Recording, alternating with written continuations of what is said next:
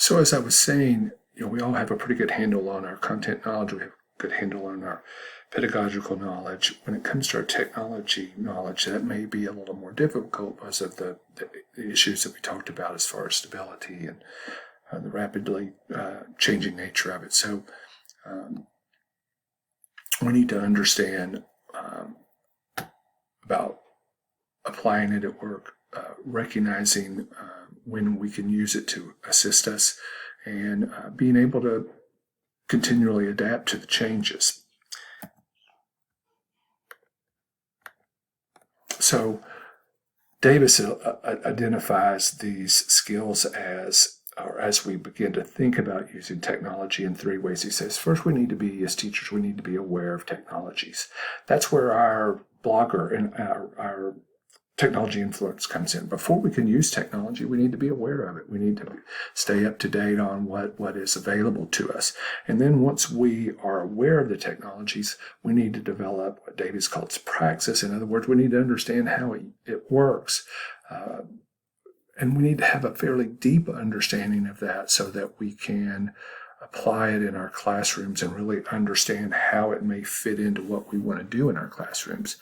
And once we get to that point, then we can move to the next stage, which Davies called phronesis, which is where we know not only, so we become aware, then we know how to use it, that's praxis, and from how to use it, we can transition into the stage of knowing when and why we are using it. That's the phronesis stage, right?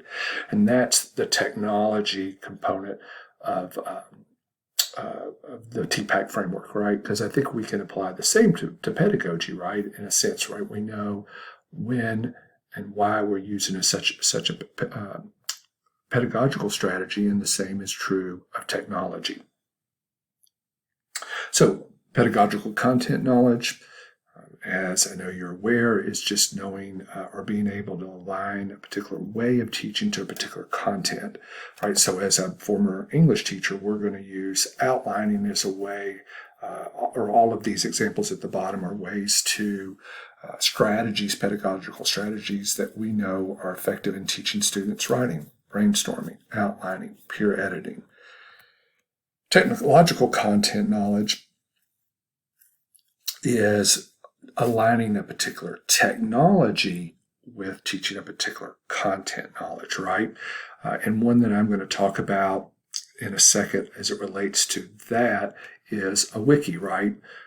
Understanding how that particular content can teach a particular content knowledge, and that would be writing. Now, one of the things that Mishra and Kohler talk about in their article is how technology can impact content knowledge, right? In the sense of that when I went through school, we learned how to write in cursive. We also learned how to type, right? And the introduction of technology, to some degree, we could make an argument, has impacted both of those, right? Our need to write in cursive. Most people write using a word processor now.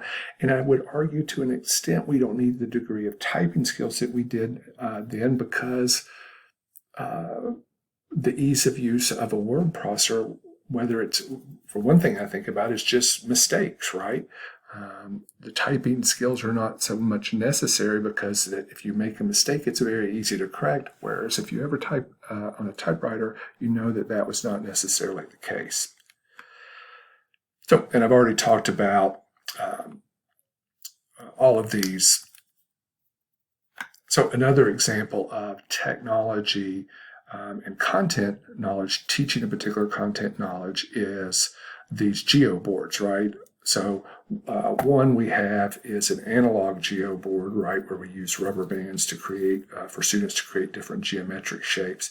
The other is an electronic geo board where students can use these virtual rubber bands to create these geometric shapes. And the benefits would be, as we know from the pandemic, one of them we can use at home when we're stuck there, and the other we cannot. It's just one example of a benefit of having that.